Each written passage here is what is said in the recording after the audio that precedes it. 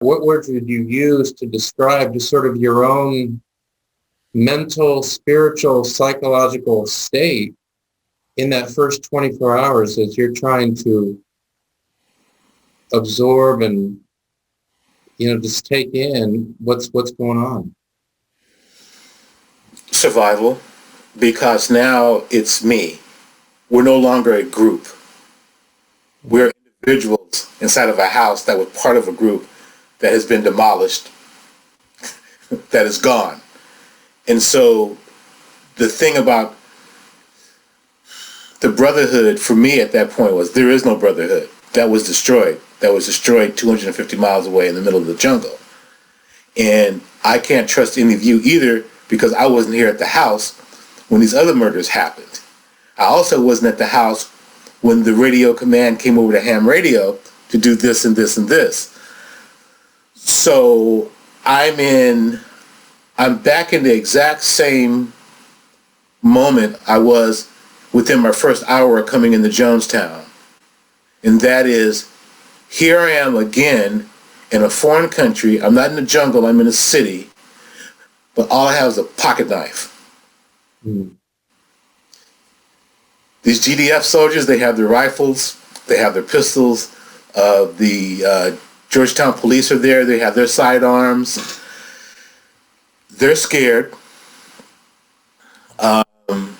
They're also, in terms of being scared, they're trying to control that by being overly controlling. And that turns a interview into an interrogation very, very quick. And the reason being, they know for a fact there's been murders in Jonestown. They don't know how many, because it's pitch black out there. Yeah.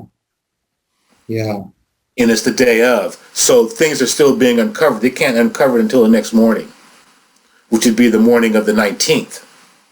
And that's when you people here in the United States have already gotten reports that there's like 200 or 300 bodies have been discovered. Right. And we're not hearing anything or very little at the house. And so I didn't know everyone in Jonestown was dead until the 21st. Wow. And so each day, it's okay, well, we found this many bodies, but we didn't find this. Okay, those were senior citizens. Okay, Ollie got away. She's with a child, And then so, well, we found some young people, but we didn't find any babies. I said, okay, so she's still getting away. And then on the 21st, we found everything. And that was death for me in terms of my life at that point ended. In terms of People's Temple, in terms of Jones, in terms of Jonestown, in terms of Georgetown, in terms of friendships. When that was a fact, that all ended for me that day. And it was about having to rebuild after that.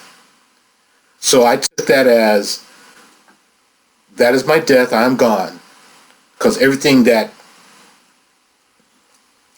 described me, that I had an impression on or had an impression on me is gone.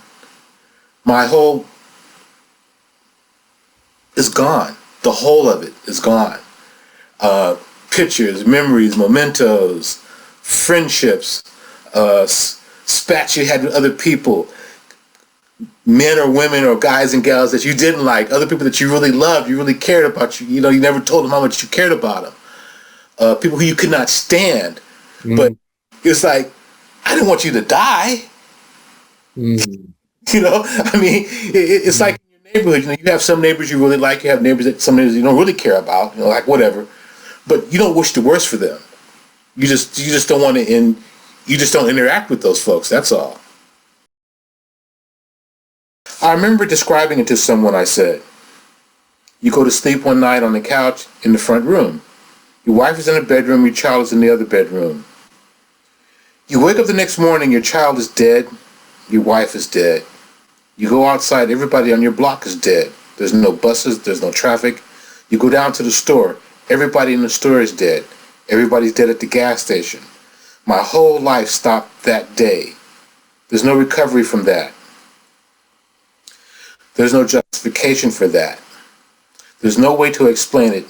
And people kept asking, explain it, explain it, explain it. I can't. And that created even more anger. You're holding back. You're not telling us what we want to know. But I can't tell you what I don't know.